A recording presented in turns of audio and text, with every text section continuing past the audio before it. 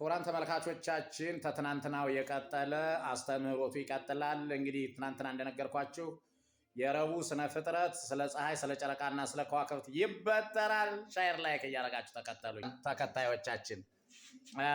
እሺ ወገብረ እግዚአብሔር ብርሃናት አበይተ ዘያቢ ብርሃን ከመይምልክ መዓልተ ወዘይንስ ብርሃን ከመይምልክ ሌሊተ ምስለ ከዋክብት ዘፍጥረት ምዕራፍ 1 ከቁጥር 16 ነው እንደዚህ የሚለው።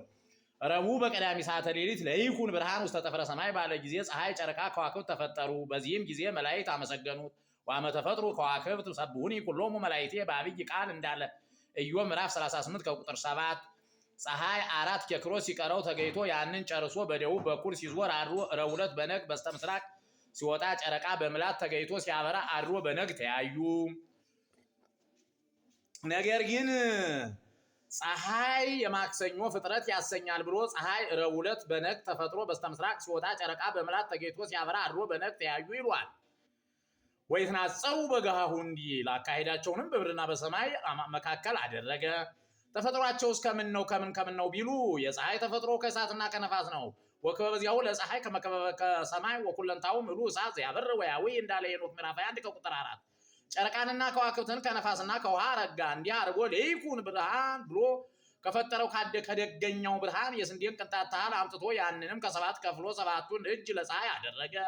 ወብርሃነ ዚአሁ ለፀሐይ ሰባተ እደ ያበር እምዘወራ ወአምጣኒሆሙ ለክሊሆሙ ዘው እንዲል ሄኖክ ምዕራፍ 1 ከቁጥር 54።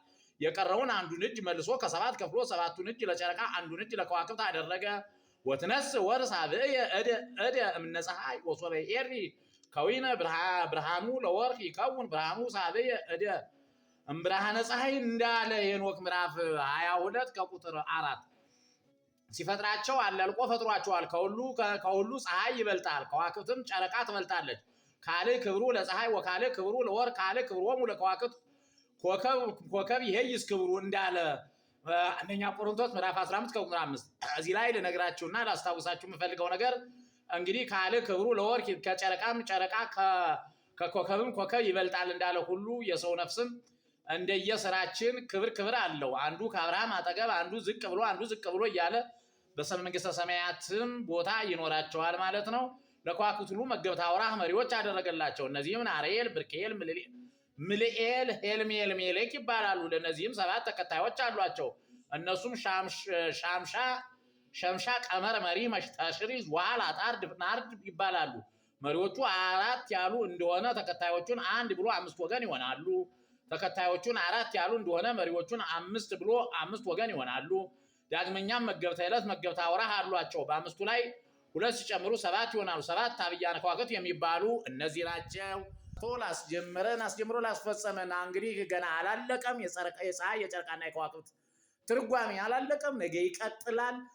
በመላው ዓለም እንዲዳረስ ፎሎው፣ ሼር፣ ላይክ እያደረጋችሁ ተከተሉኝ። አለቃ ይባቤ ነኝ። አመሰግናለሁ። ይቆየን።